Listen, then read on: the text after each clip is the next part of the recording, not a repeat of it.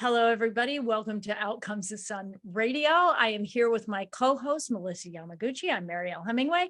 And so, Melissa, what are we going to talk about today? The Well, you summer. know, I Hello. got I got some stuff that I've been reading about Mariel that I found. I don't even know what the right adjective or adverb is, or adjective. Is it shocking? Is it scary? I don't know. But I read through the AP News this morning that the US approves chicken made from cultivated cells, the nation's first lab-grown meat. Now, this has been going on in China as an answer to a demand for chicken outside of the ability to keep up with the demand, right? So I looked into what this is, and in steel tanks, these are cells from living animals, fertilized eggs, or a bank of stored cells. I found this so incredibly fascinating that the people who are, with the PETA movement or wanting us to pull away from so much slaughtering of chickens to keep up with this chicken demand worldwide, are hailing this as something amazing. So I dove deeper into some of the people that were noted in the article and found that there are a lot of people that are moving more towards, quote unquote, a healthier form of eating, that are saying this isn't that bad. They've looked into the ingredients. So the question and they were fine with it. So here's the question that I have. I think this kind of goes back to you and I talking about AI. At what point do we say this is perfectly acceptable? Here's the line. How hard is that line, right? What do Right. you what do you think about this? Whoa. Well, first of all, I'm just trying to get over the fact that they did that from cells of a chicken. And then they built or grew or something a chicken from cells. Yes. That's weird. Okay. I just had like, hello. Yeah, there's this what's that taste like meat, that meatless stuff that they have, like I think at Burger King or something like that was going on for a while. Remember? And I so know that we have Bobby on as a guest today. He's going to yeah. have something to say about this. There's going to be a very strong opinion Yeah, about I and found the made whole from a thing. cell. I don't know. I mean, ultimately, I hear what you're saying about where is the line. And I also hear, oh, well, it's not so bad. But really, is it not so bad? Because did nature create this, or did we create this? And then they always find that when man creates it, like literally in a laboratory, that there's something that's not right about it. And our bodies probably, I suspect, and I don't know, and I'm sure there's not enough time gone by to have studied it, but I suspect that our human bodies will go, huh? What is this?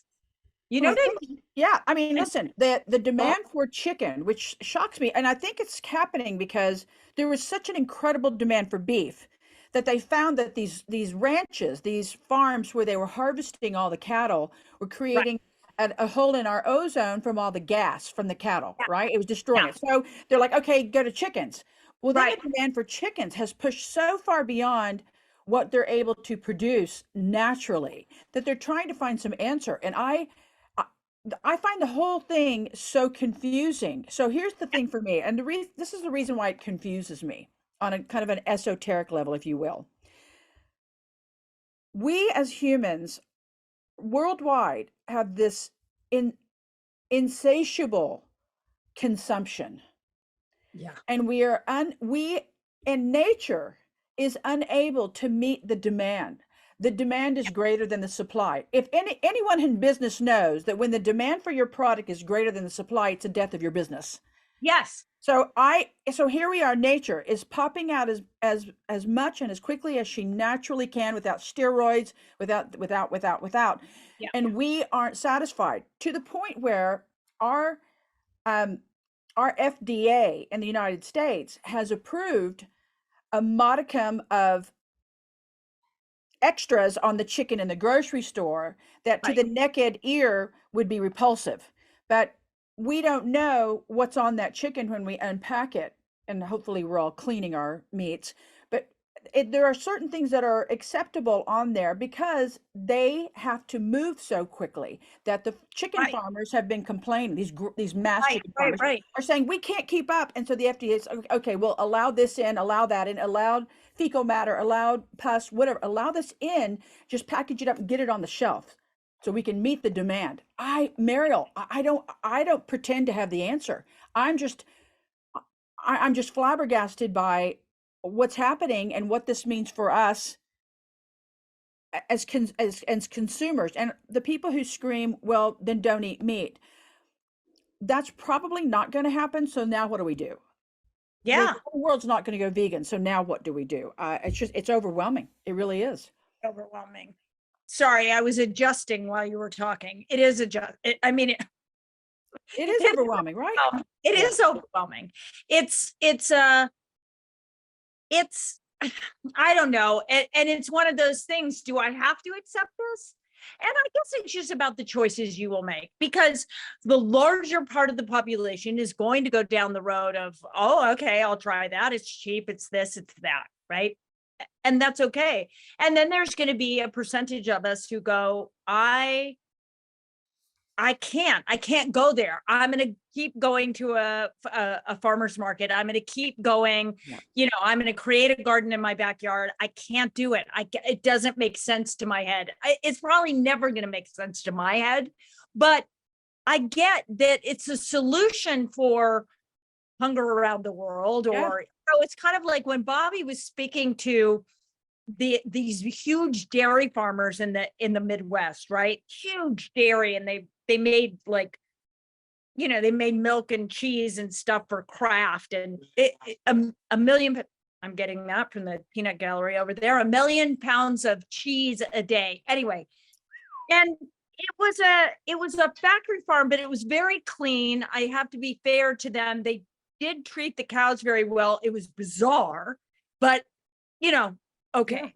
Yeah. And Bobby said to them, well, which is better? He said to the microbiologist who was the head of this factory, he said, which is better, raw milk or pasteurized milk? And he paused for quite some time, and he said, well, raw is far superior for assimilating into the body. But what's the answer? He said, yeah, okay, Bobby. Okay, Bob, I am on camera. You need to stop. No, you have to come over. And he said, where do you get your milk from? Peanut gallery was perfect. Okay, so here's what I will relay to you, because you can't hear him because he's so far away from this microphone over here. Anyway, so what they said was, he said, which is superior, and he said raw milk is far superior, but it's dangerous. And he said, where do you get your milk? And Bobby said, I get it from the Amish. And he paused again, and he said, well, they do it right. So yes, there are solutions on both sides. Yeah. And then he also said, but what about the starving children in India? Well, of course, when it comes to solutions for starving people around the planet, we're all for, make food available. And if it's powdered milk, pasteurized condensed milk in a can, or whatever it has to be in order for children to not go hungry, go for it. It's not, that's the right thing to do. But if you have a choice to make, I think us as individuals who have, the luxury of an income, and we make those choices, because my feeling is people are making all kinds of choices about that are money-based choices, but they're making weird choices of going to a coffee shop and getting a $10 coffee with whipped cream and blah, blah, blah, or whatever. And yet they don't want to buy organic food. So you have to look at where your priorities are. Is your health a priority, or are you pretending your health is a priority? Well, I guess then for that chicken salad I was bringing over to your house later, I won't get this US approved chicken made from cultivated cells. Just sounds wrong to me. I don't know. I'm like, we do have somebody coming up who knows a lot about nutrition. We do have a guest. Yep. We do have a guest. He is pretty, yes, he's my significant other. I call him my husband for lack of a better term. For a shorter And term. he knows more about health and wellness than probably anybody I know. And it's crazy because he will assimilate information and he will then reiterate it and have it went through the process of his brain. And I don't know what happens.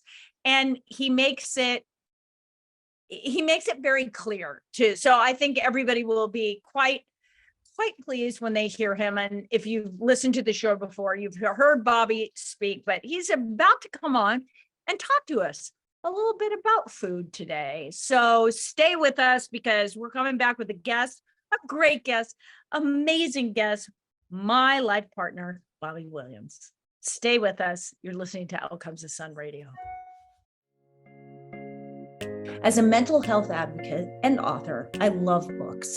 Books have the capacity to inspire, educate, transform, and ultimately help readers all over the world.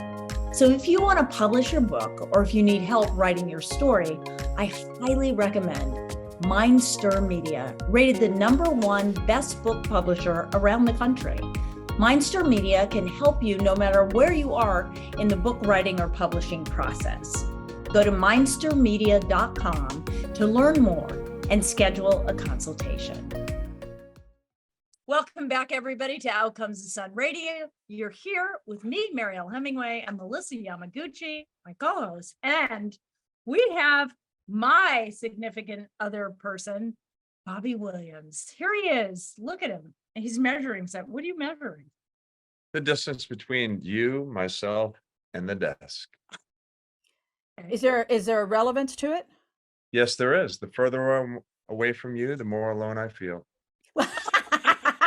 Well, we had a topic this morning and we had a guest yesterday that leads us to a million questions about nutrition. And I'd love to get your input. I think you have really good insights when it comes to nutrition. So we had a conversation on our Sunrise segment where we talked about how the U.S. has just approved a chicken made from cultivated cells. And then we had a guest on yesterday, which is a good friend of yours, Eddie Ift, who was talking about doing the McDonald's test, right, with his buddy Dylan. And so it led to a million questions Mariel and I had afterwards on our conversation talking about this whole concept of food. And then this whole thing this morning about cultivated, Beyond Meat. I need to hear from you. Our audience would like to hear from you. What are your thoughts on two things, Beyond Meat and cultivated foods? And then I'll say the second question after you answer the first. Natural is the best way to go. Yeah. And it's become this innovative capitalist. It's the thing I probably said on the last show, because I say it often. He thinks he's smarter than nature. Well, it's the biggest oxymoron of all, because we are nature. How can you be smarter than yourself? So this is another form, to me, up front, of a way of trying to outsmart what already is perfect. Yeah, I mean, come on. Making things in petri dishes, and who's to say what else goes in there? And what's the energetic field in there? Well, that's something we talked about earlier, because what the FDA has approved, and this is factual, not alleged, what the FDA has approved in order to meet this mass consumption is more stuff on the chicken as we pick it up from the grocery store, more fecal matter, more pus, more infection, and hopes that people will clean it. Not everyone does. So it's this demand. We were talking about how it's the greater demand than there is a supply. So they're trying to cut corners. And my biggest question is with the whole thing with Beyond Meat, we're answering the need to, there's too much demand for cattle. I'm just wondering what this does to the body. What is it? What are the long-term ramifications to our organs? It's called missing information. It's ascorbic acid. I've given this example before. You take vitamin C.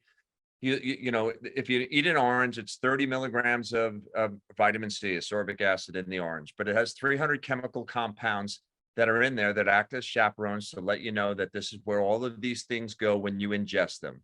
Well, let's remove one chemical compound, ascorbic acid, vitamin C, and the other 300, who cares about? What do you think your body does? It says, I don't understand what this is. Why is this one component coming into me?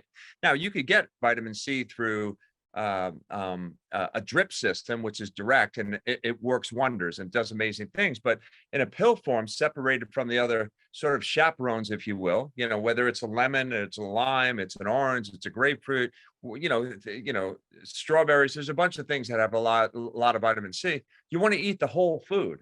Yeah. So when you're playing around with genetics and mixing things up, I think you're going to be missing a lot of key ingredients that are in there. And I think what you're saying is also the energetics are missing, right? There's a piece of that journey. The journey, you lose the journey, and human beings, and I was saying this to Melissa before, human beings are designed, we're super archaic. Our bodies they understand food, but will that be recognized as food? Because it's, well, the journey that she speaks about, let's go right to salmon, right? 2,000 miles they swim around, and then they go up like 800 miles upstream. They grow new teeth. They change a different color. They grow a different structure on their back, and the amount of energy and things that they create, all of a sudden you get this amazing thing. Now, it's so perfect. This is a perfect analogy. You have that sockeye salmon that swam up Bristol Bay, where Mariel and I have been. And then you got these other guys. They're sitting in these ponds offshore in nets that you're giving carotenoids to make sure that they turn orange, so you think it's okay. I go into Whole Foods and I'm like, is this real fish? What's better for you? The weird fatty farm-raised fish that's sitting in the pond ocean? They actually have to dye. They dye. They dye the color to make it look, that. They put dyes in there. Well, it's to trick our eyes, right? To trick our eyes. It's the same thing as margarine and butter, right? We could go down the list, Melissa. And so yeah. Until you can show me people eating these genetically modified chickens or guys grown in this petri dish, and you give me a decade of information of what the people look like, they don't have two heads and walking with a hump on their back, what's gonna happen? I don't know what's gonna happen. But we do know the old-fashioned way works best, and we do know that all these cancers and bizarre things have gone through the roof. There was so much less of it before we were inundated with all these chemicals. Right. I mean, the glyphosate that's sprayed in the crops, there's something called C90. C90 is a salt. Look it up. You could spray that on crops. If you mix 1 teaspoon in a gallon of water and you water your plants a couple times a week in your vegetable garden, you'll get about a 33% increase in yield and size. And what are you putting in there? Minerals, and it gets rid of slugs and these things and keeps everything at bay. Is there any harmful effects? Nope, zero. It's only going to make you healthier. Well, let's see. There's the Pacific Ocean. There's the Atlantic Ocean. Do we can find any of this sea salt to put on the crops? You tell me what's going on. Hey, I got a good idea. Let's spray some glyphosate on there instead of C90X. Why? Because we can make money, and you don't need to know. And I'm writing it down because I have a big garden, and I want to know more. I have friends that are lobbyists, and they get kickbacks to make money. But won't it make you sick? Well, if you have less than 1%, you'll be fine. Yeah, but it isn't wheat and 93% of the crops in the country sprayed with this glyphosate. Yeah. So if you have crackers, you have bread, you have cereal, and you have cookies and you have potato chips. Hey, I just got 5%. Why do I have cancer? I don't know. I can't figure out. Let's do the math. Come on, man. What are we doing? So to me, what you're telling me is we're coming through the back door with yet another way to think that we're smarter than ourselves. I'm always going to look at it like that until you actually show me actual data over a period of time. Right. Conversation with somebody this morning. It was a interview for this movie that I did called God's Country Song anyway. But the girl was asking me, she's like, well, you talk about drinking water out of glass. And I said, yeah, I do. And I said, look, once in a while I'll drink out of plastic, but not very often, because it's cumulative effect. And we talk about this, Melissa, a lot. It's not like, oh, if you do it once, it's the worst thing in the world. But if you try to change your habits to those habits of drinking out of glass and not having plastic, because bad estrogen gets into the body, but it's the cumulative effect of that. if you're doing that every single day, 7 days a week, 365 days a year, it begins to build in the system. So yeah, oh, it's only 1%, but that Yeah. 1% is plus 1%, plus 1%, plus 1%. Well, Yeah, and Cheryl Crow mentioned that because Cheryl Crow, when she was diagnosed with cancer, she was like, I'm healthy, I bike ride, I'm doing all these great things. And they discovered that she was drinking water out of a bottle that she always kept in the car. And when the sunlight was hitting that, it was creating a lot of toxins inside of her Yeah, water. the bad plastic is airborne. And I think I've said this on the show before. In humans, the most sensitive thing in a human is not in a woman, it's in a man, and it's sperm cells. They're super sensitive to everything. So men's sperm cell counts are 10 times less than their grandfathers. And I think I've mentioned this, Jack Dempsey could fight 27 rounds drinking scotch and smoking cigarettes and then have another fight the next day. Some guys would have 150 fights in 1 year. Fights. Wow. And right now, Overwhelming. somebody has 2 fights a year. You're like, he had 2 fights this year, 150. But it's real, and it's because we're affected by the plastic. It's in our deodorant, it's in our shampoo, it's in our toothpaste. It's in the water. The estrogen she's talking about, and the plastic bottles. That all that is petroleum. So and when the petroleum leaches in the bottle, now a bottle, there's some bottles that have a 1 on the bottom. They have different things, but a lot of the bottles, Mariel and I see, like Nestle's. You look at Nestle's bottles, they're really crunchy. And you look at the bottom, you're like, hey, heat this up and drink some petroleum. You could have estrogen too. But nobody cares because the bottle only cost them, 10 bottles for a half a penny or something. I don't know what they pay for. Right. Wonder, is it really even different water? Did they just put the tap on and fill up bottles of plastic? Well, Mary and I, we went to go get glass bottle water from local places, and I bring the little strips with me to measure the pH. Well, yeah, not according to this. It says it's a 5.8. Where'd you get this, from the toilet? And you guys are going to sit there and tell me that this is this? And then I bring a store-bought water. There's one in Air One. It's a Spanish water. I think I may have told you about it before. It's got a picture of a goat on there, something with the sun. Yeah.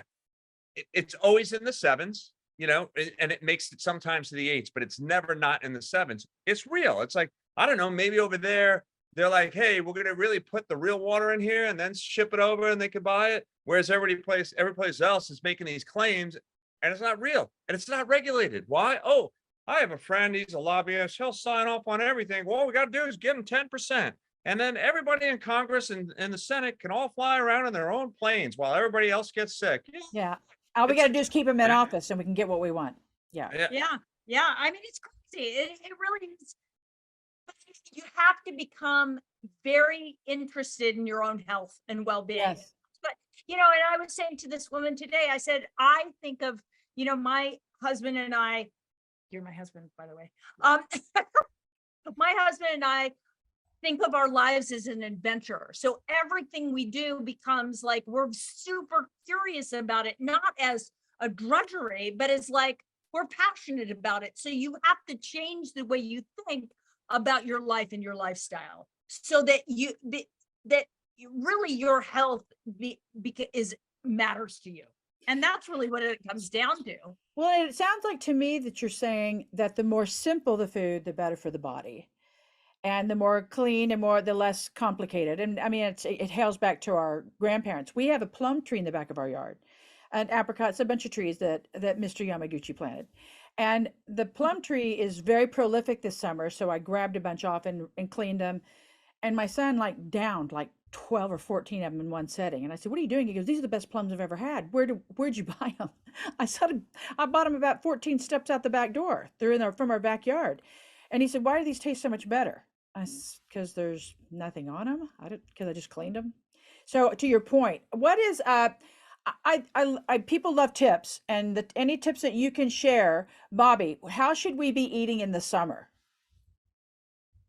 Well, if you're talking about seasonal foods, right? Mariel and I talk about this often.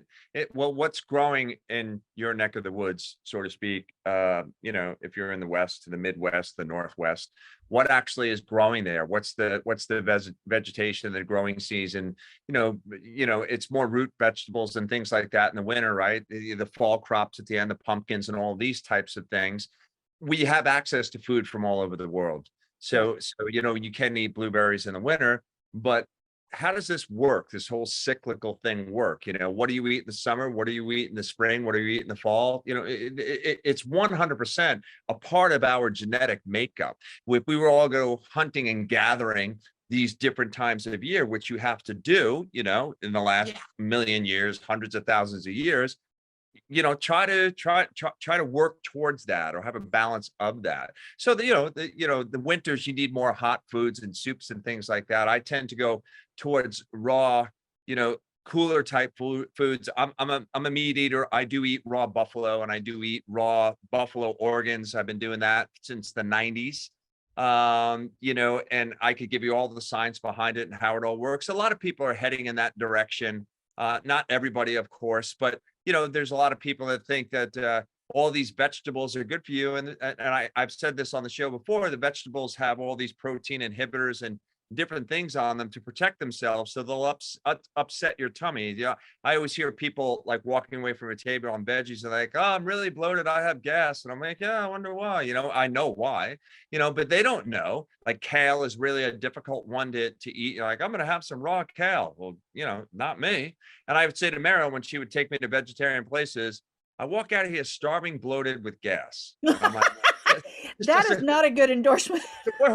And yet for lunch, I almost had a pound of buffalo for lunch about an hour ago. And I say almost a pound because 2 cats got some, the 2 dogs got some, right? So I had 3/4 of a pound because I gained about a quarter of weight. Everybody was waiting for the raw buffalo. We get this amazing buffalo from a farm called North Star Bison, and they're in Wisconsin. They have a 2,500 acre range-free ranch. You can go on their site and check them out, northstar.com. And you'll see how hardy and healthy everybody in the family is. You're like, wow, this is really amazing. So there's, but it's not one diet, for everybody. It's you have just what you said. You have winter, spring, summer, and fall of how to eat. You have your environment. You have your heritage.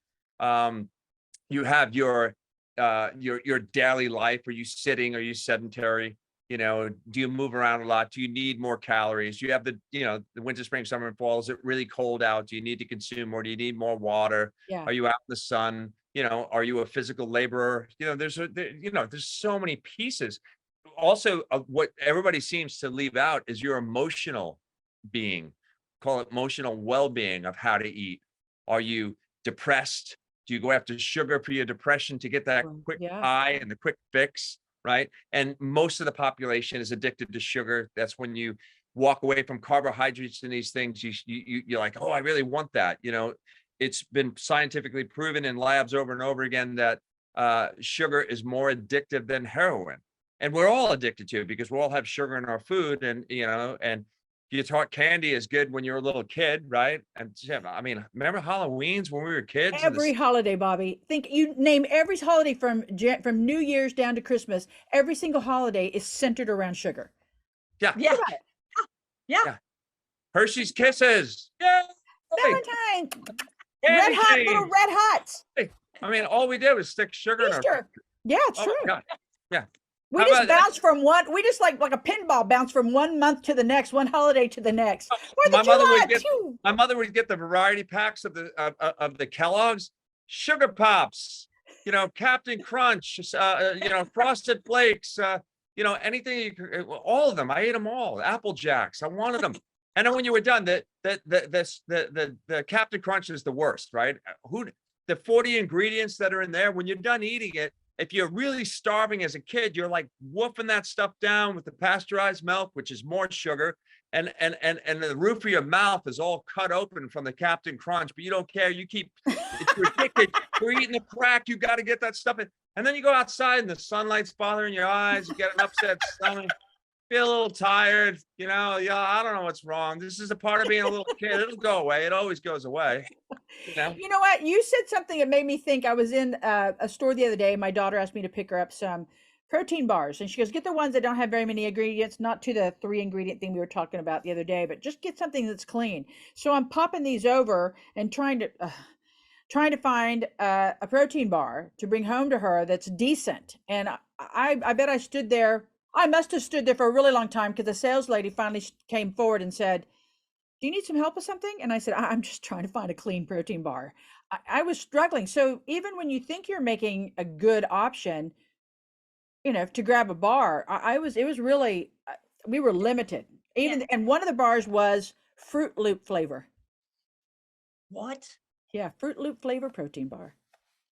I was starting yesterday with Mariel leaving, the work, the space, building out the space, and I stopped in Whole Foods, and I don't eat a lot of food, so I got some sort of protein shake, a probiotic protein shake, and then I looked in the bars too. I didn't really want to have a box of blueberries. I wanted the protein shake, and I wanted some sustenance, so I went to the bars and I got RX bars. It was like, it says 2 dates. Yeah, 2 dates, three egg whites, whatever, Four which one's it? cashews. Yeah, exactly. Yeah. I ate 2 of those with the protein shake and went in the gym and worked out, and I was great. That was enough to get me by. You really do have to take, I mean, about food and your health. You have to take responsibility by reading what the ingredients are, and you become very clear. If you can't pronounce it, just stay away from it. If it says Fruit Loop flavored, definitely stay away. No, I mean, Red Lake, Blue Lake, and Yellow Lake. The lakes are beautiful. Feel those lakes? Like, how do the lakes get in there? You look at some of the stuff and just come up with stuff. I've said this before. I don't know if it was on here, but Mariel and I, we've said this. We go into to get gas at a place when we're driving from Idaho to California, and you walk in like, some sort of gas station, or, what are those Circle K, whatever it is and we try to find the worst thing in there. And, the snowballs always win. They always have the most ingredients. You talking about those red things? Yeah, they got to be pink. The pink snowballs. Snowballs. And they got the coconut? Real coconut. It's not real coconut. Nothing's real. Nothing's real. This list is like 3 inches long. It's as long as there's like 60 ingredients. It's amazing. Oh, it's absolutely you can't pronounce any of those ingredients. And that's what you're feeding your baby. It would survive the nuclear holocaust. That's the stuff you get to put underground because it'll be there forever. Whenever you want to snowball, it's in a time capsule. Yeah. Have you heard of people talking about methylene blue? And they're calling it the silver. Yes. They're calling it the silver bullet. Can you talk about that? And your skin turns blue if you do too much of it. Yeah. No, Hughes talks about methylene blue. Yeah, and your skin turns blue if you do too much of it. I like much about it. Why would someone take it, Bobby?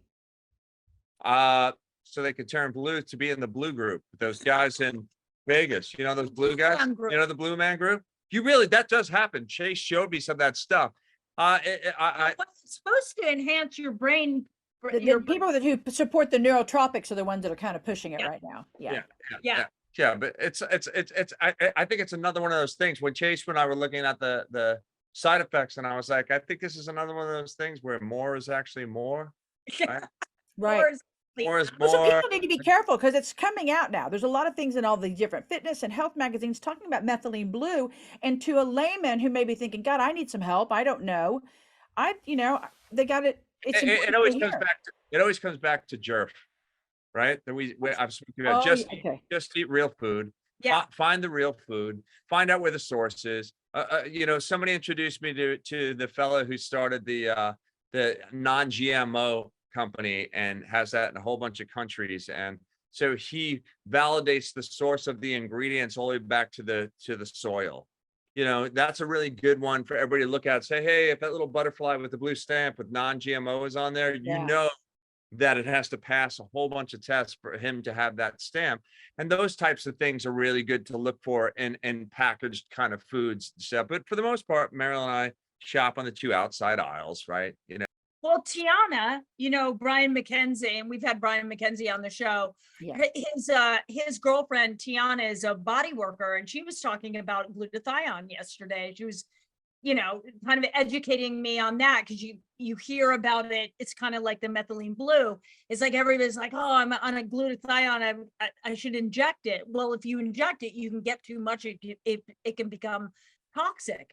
But when you take it as a supplement and do it in very low dose, it's much more effective. So you really have to be super careful and really look into things before you just take them because you heard it was cool, or Yeah. you heard, oh, it enhanced your performance. You really need to and get other experts' opinions, I think. Just like in fashion, not everybody should wear bell bottoms. Bobby, I've never stopped. What are you talking? Everybody should. I've never stopped. Wearing bell bottoms? Yeah, still have them. can still fit at him because he stays on the outside aisles, ladies and gentlemen. It's the 70s in this house. Put the bell bottoms on. Window pane no, wait. jeans. I want to wear the skinny jeans because they look so good. Well, the window pane bell bottoms are questionable also. So Bobby, thank you so much for sharing your time with us. Absolutely. Sure, no problem. Thank you. Oh my gosh. Well, thank you, everybody. Don't go away because we're coming back. And Melissa will have a beautiful tip on energy. You're listening to Out Comes the Sun Radio. Welcome back to Out Comes the Sun with Mariel Hemingway and me, Melissa Yamaguchi. So I have an energy tip for you today. So in Feng Shui, there's different things that you can do in your home environment to deal with different issues. And I've talked recently about divorce. Today I want to share some in Feng Shui tips with you on grief. There are several things that you can do in your home environment when you're dealing with grief, whether that's the loss of a loved one, whether it's the loss of a job, whether it's the loss of anything that's causing you concern or pain or causing you to feel grief. There are things we can do in your home to alter the energy. So if you will, I've got 11 tips to share with you. And so first, it's important that you ensure that your clocks are working and that they're correct. What often happens in grief is that we lose track of time, and a clock that is working properly and that is accurately keeping track of time keeps you in the present so that you don't get lost. Sounds like a small little remedy, but it's huge. That's why it was number one. Number two, fix leaks. It's important for us to not have a leaky faucet or a leaky anything in the home, most certainly. And in Feng Shui, leaky faucets are often equated to the loss of money. However, when the faucets or the showers or anything are leaking, the toilets, the washing machine, this is a symbolic of tears, of the home crying. So it creates a heavy, sad energy in the home. So make sure that your leaks are fixed. Another thing is you want to make sure that your doors work, that they're opening and closing, because the opening and closing of doors in your home brings in fresh, new, live energy. And so you want to make sure that they're working properly for you as you're exiting and entering your home. And on the topic of your doors, it's smart to place a bell on your front door. Now, the reason why, especially with grief, is that as you're opening and leaving that, not only are you making the energy alive, but you're really bringing joy in with the sound of the tinkle tinkle of the bells every time you open and close that. So placing a bell clears the energy for you as you enter and exit. You also want to avoid heavy objects. Now, I'm not talking about a heavy kettlebell or a heavy urn. I'm talking about objects that when you look at them make you sad. They make you feel oppressed. You want to remove these. Now, my husband and I picked up some artwork from a location one time, and the location was a museum that symbolized an oppressed, heavy time in history. Certainly, if I were going through grief or we would remove that artwork from our home. And it's the way it's placed now. I've been very cognizant of the energy that it's carrying, and I've placed it in a certain way with a lot of joy around it and joyful colors. But were I experiencing grief, I would remove that from the home and place it maybe in the garage so that it weren't in front of me. You also want to add objects that move. So a fountain, a little aquarium where there's a moving batteries, pump in there that can keep the water moving for you, or the fish moving around, or even a fan. If you have something moving, it keeps the energy moving around you. When we're experiencing grief, the energy gets very stale and stagnant. And so then it keeps us wrapped in a cocoon of our own grief. And I'm telling you to bring in objects that move to so that it allows you to break free from that. I also want to encourage you in grief in your home environment to add the color red. Red has such a vibrancy to it that it pops open and makes you feel more alive. Bring in red flowers. Mariel, my co-host, is sitting in a beautiful red chair, and that the vibrancy of that chair makes you feel happy and alive. So I also want you to remove objects that make you sad, similar to the objects that are heavy. If a loved one has passed and you see a photo of the two of you, I'm not asking you to get rid of it. I'm saying if it makes you sad, then I'm going to ask you to remove it temporarily while your body is processing the grief, or a letter that you framed, or your wedding certificate, something that makes you sad. Now, you need to make sure that your lighting is good, because oftentimes what happens if we have faulty lighting around us and we're experiencing grief and we go to turn a light on and it crackles out, and we don't replace the bulb because we're too mired in our sadness, this can create more of that sensation of sadness, because we need the lights to mimic the sun, to bring in lightness. Open your curtains, bring in natural light as much as you can when you're suffering through grief. I'm going to ask you to add plants, because that's life you're bringing in to help your air. It's filtering the air for you while you maybe are not breathing properly as you're going through grief. And then finally, I say this for every single thing that's going on in our lives in Feng Shui: clear clutter. Clear the clutter from your home, because energy stagnates in pockets of clutter, and it can keep you grounded in not a good way, and grounded in a way that you feel stuck, not grounded in a way that you're bringing life to your body. Those are my tips for Feng Shui. Don't go anywhere. Please stay close by. Coming up next, Mariel Hemingway has tips for you on health and balance. Welcome back, everybody. Yes, I do have a balance tip for you. I'm Mariel Hemingway. You're listening to Outcomes of Sun. And my tip today is about cold plunging. And I want to talk about cold plunging because, first of all, I love it. I've been doing it since I was a kid, before I knew that it was a cold plunge. I just knew that I loved cold water and how it made me feel. Like, it always rejuvenated me mentally, physically. There was something about it that just was so incredible. And I'm sure a lot of you have heard a lot about it. It's become very trendy. People have got cold plunges and bathtubs and converted, freezers into cold plunges, which we actually used to have one that was a freezer that you turn it on, and before it was actually ice, it was just super cold water. But the benefits of cold plunging are profound.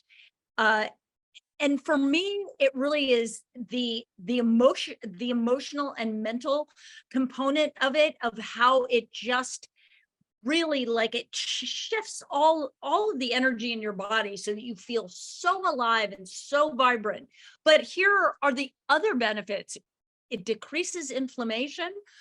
It makes sense, like you put an ice pack on muscles that have been overworked or worked very hard, and it decreases inflammation. But there is something about that, going into cold water, the muscles it's just amazing. It's just amazing for you. It has a huge rush of endorphins. It spikes your dopamine, which is the thing that makes you very happy. It's different from serotonin, but dopamine is really like it. Dopamine we love. Trust me, our brain loves it, but it's happening naturally, and it activates that naturally in the body. It improves your sleep and your mood, like I just said. It reduces your stress level. That's such a big thing. We live in a highly stressful world, so reducing the stress level in your life couldn't be more important. And I just want to say something about, cold plunging. Everybody, people are doing it at their gym and there are cold plunges, but if you can do it naturally, I'm going up to Idaho in about a week.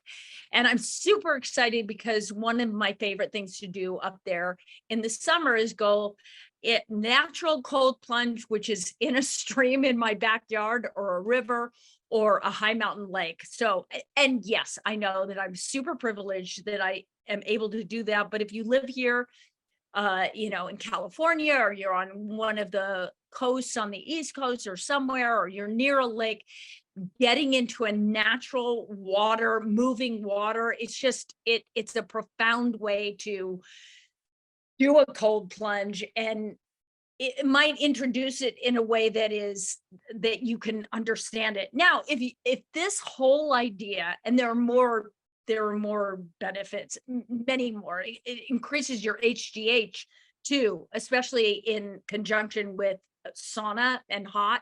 So hot and cold increases your HGH, which is human growth hormone. But if it just sounds like the worst idea ever, and I have friends that are like, I'm not going into cold anything. Look, it really is beneficial. So try it in your shower and try it for 30 seconds, right? Just turn on the cold water in your shower, try it for 30 seconds. If you can't even do 30 seconds, try it for 10. But increase that, and you will see that you actually grow a tolerance to that 30 seconds. You can add a few more seconds until you're up to maybe a minute.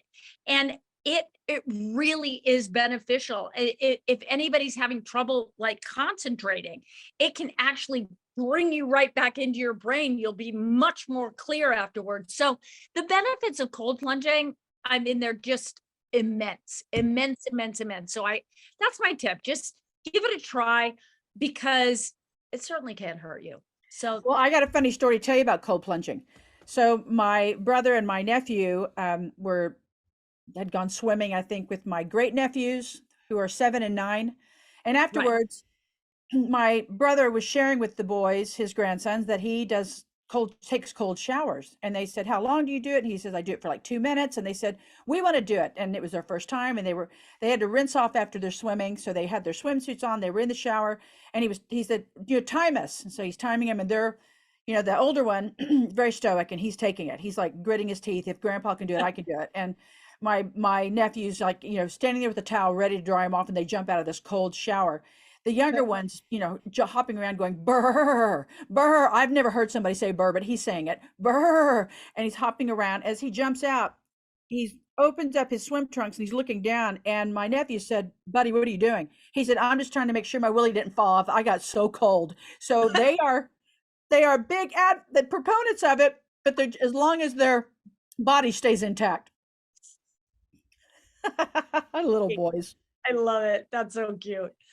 I love that. Well, thank you everybody for being here today with an amazing show. I'm thank you to my partner Bobby Williams, and thank you to my co-host Melissa Yamaguchi. You are listening to Outcomes of Sun Radio. Thank you so much for tuning in to us, and also always remember to check out Mariel Hemingway Foundation.org and help us become a resource navigator to create solutions for mental health issues, no matter what they are. We just want to be able to guide people towards the right solution. So if you can help us do that, we would be unbelievably grateful. So thank you so much, and we'll see you soon.